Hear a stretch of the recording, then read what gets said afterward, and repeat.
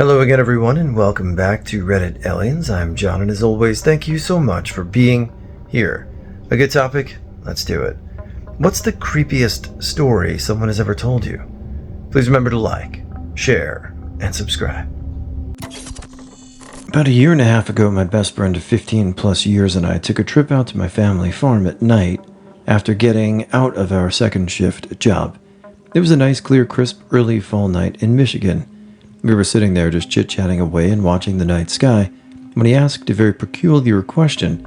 He said, "This place has always had a strange feel to it, almost like you're being watched. Did something happen here? Something bad, I mean?" I just laughed a little and I replied that I only knew the stories that my father told me.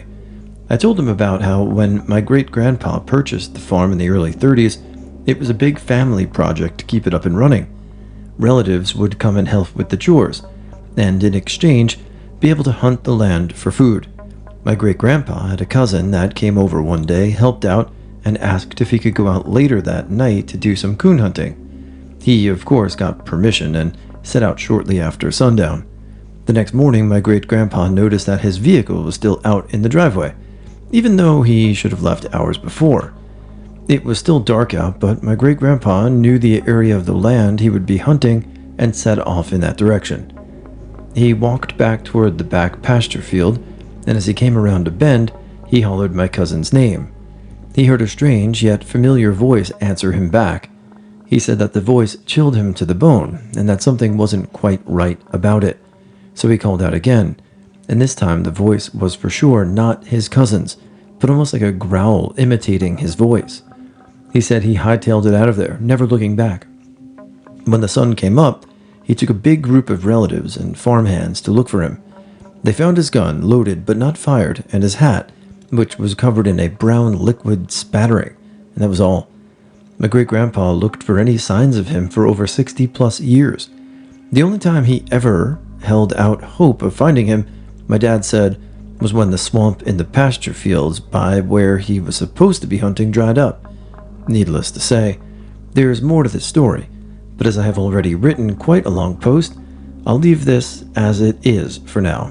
If you want to hear more, let me know, and I'll post the rest of the strange events that have happened on my family farm.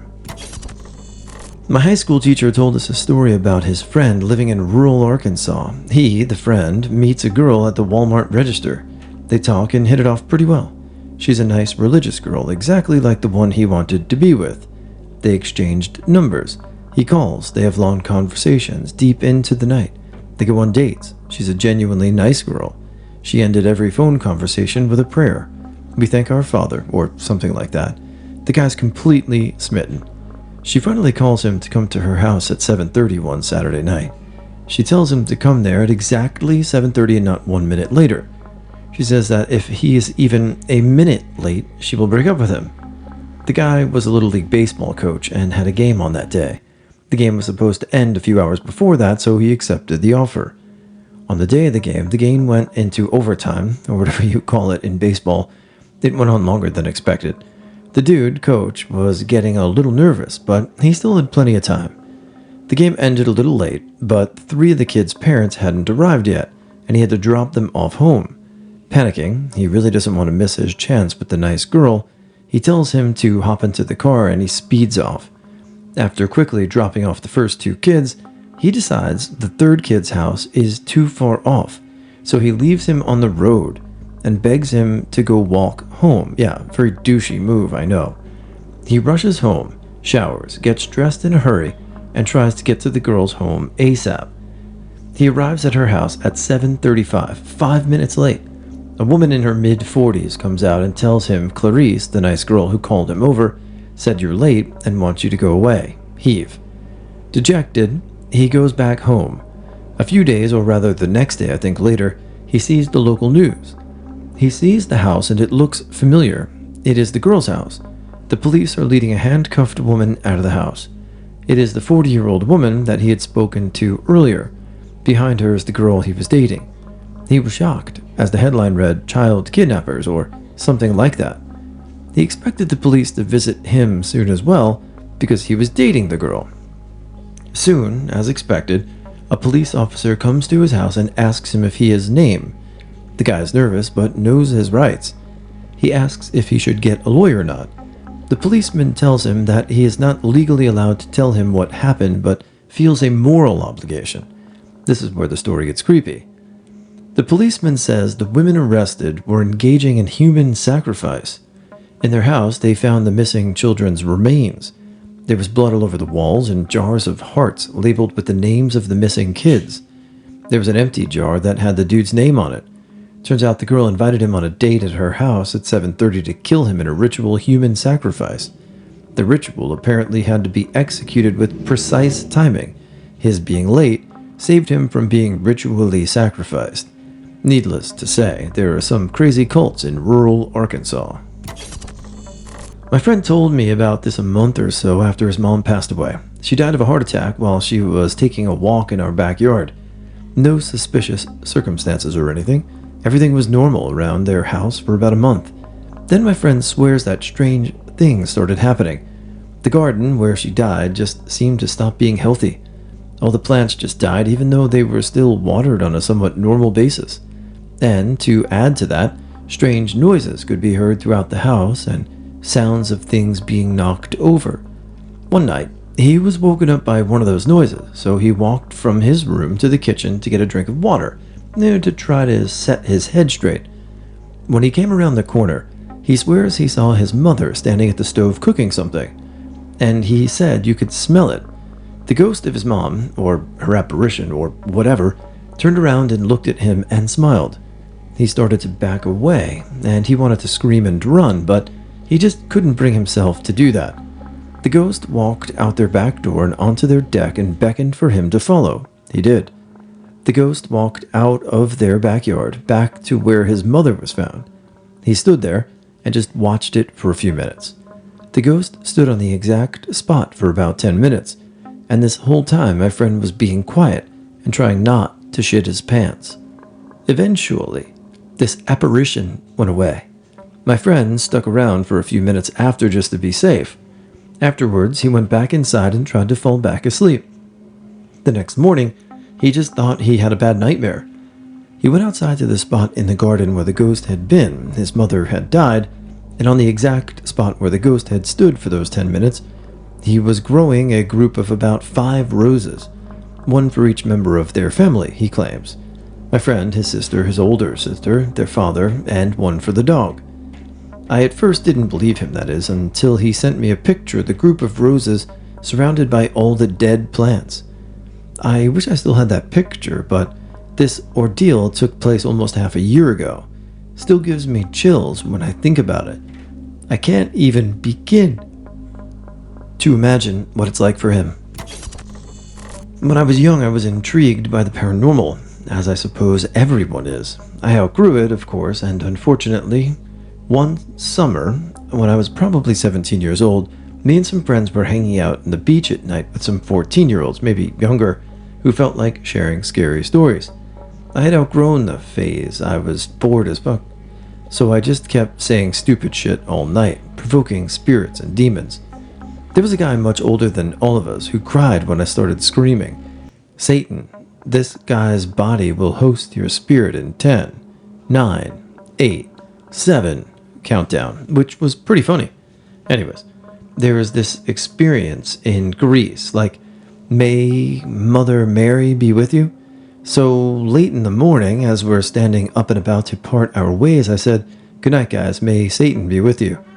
And that's when something slapped me really hard. I turned around to slap my friend, thinking he was the one who did it. Nope. He was a couple of meters away from me. Then a second slap. Then many sleepless nights after me shutting the up ever since. A family friend's grandfather passed away, and her grandmother was on her final days. The family had hired an at-home caretaker, 20-ish-year-old, for her in the meantime. One night before she was going to sleep, she checked on the grandmother. She was shocked and partly terrified to see somebody standing over her grandmother's bed. It was a male in his 20s, slicked back hair, white t-shirt, blue jeans, rolled sleeves with a cigarette in one sleeve. He was looking adoringly upon the grandmother, though, lovingly, even. The caretaker backed out of the room scared, called 911 thinking that it was an intruder, and scared for her life. 911 responded, and the family was alerted as well. As not to scare Grandma, they didn't say there was an intruder, but a false fire alarm. 911 gave the all clear, and the family came in to talk to the caretaker. After she gave the description, the faces of the offspring went white. They rushed through the boxes of pictures that had long been buried. Finally, they pulled out one. It was the grandmother and her husband. Husband in his mid-20s, blue jeans and a white shirt, slick back hair, cigarettes in one sleeve, and giving his wife the same loving look. If it happened as is, there's something beautiful about that, and it's nice. Even if it's just a common, thoughtful sentiment, and maybe it was emotion, but, nice. The house that I grew up in was pretty old and always gave me a really weird feeling. A lot of strange things happened while we lived in that house. For one, my sister, who was about 2 or 3 at the time, would say really strange things. Once, while sitting on the couch watching a movie with my mom, she pointed up to the ceiling and said, "I want to go up there." My mother asked her where she wanted to go, and she said, "Up there, Mom, with those people over there. They're nice to me." No one else saw anything, and we were too creeped out to ask further questions. Another strange thing my sister said in that house was around the same time. While my dad was giving her a bath, she asked him, "Do you remember when I used to take care of you and Mommy?" He was really shocked, and he asked her what she meant. She continued to reminisce. "I remember when you two were really little. I took care of you." He basically noped right out of there.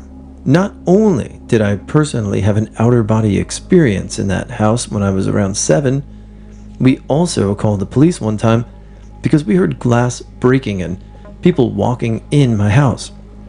There was a lot of noise going on that night, like things tearing and breaking. My family was terrified, and we locked ourselves in the bedroom we all shared. When the police got there, there was no one in that house. Nothing was broken, and everything was fine. Every time I drive by that house, I get the creeps. I'm an agnostic and very much a skeptic, but this was always weird to me. About 10 years ago, I was sitting in a bar I frequented drinking a pint. It was a Sunday, and the bar was pretty much empty. An older, 60-ish Caucasian woman walked up to me wearing an Asian-style pointed farmer hat like this and started chatting me up. I ignored her at first. Then she said, "You know you have the spirit of Abraham Lincoln around you?" I laughed. She left, and I didn't think anything about it. Now mind you, I don't look anything like Abraham Lincoln. I have blonde hair, blue eyes, and no beard. I go home and I'm curious, so I look up Abraham Lincoln on Wikipedia and realize that he died on my birthday. Not insanely creepy, but kind of gave me a weird feeling. A few years ago, I took a long summer trip where I would stay at people's houses overnight to sleep and such. When my friend and I arrived at the house, we met the husband and wife who had 2 sons in the military and 2 young daughters adopted from a tribal country that I can't quite remember. We asked about their daughters, and the mother tells us that they were very nice children when they were adopted, except for when they would talk to them and take them to church with them. The girls would start acting crazy and yell and scream and act completely different from the normally acted. Eventually, the girls learned to become Christian, and the behaviors completely stopped. They believed that the girls had been demon-possessed. That night, I was sleeping in the house in the top bunk of a bunk bed with my friend on the bedside beside me. I had completely forgotten about the story that I was told and didn't even remember about it until after what happened.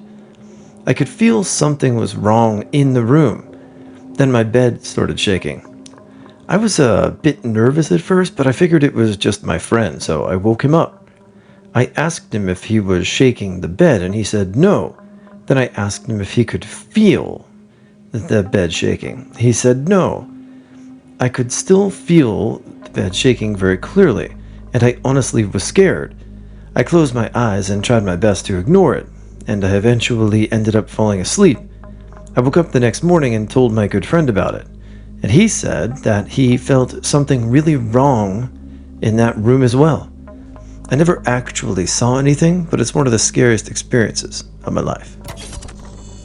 To begin with, I'm as non-religious as it gets, and like any typical Redditor, I don't believe in anything science can't explain to some extent.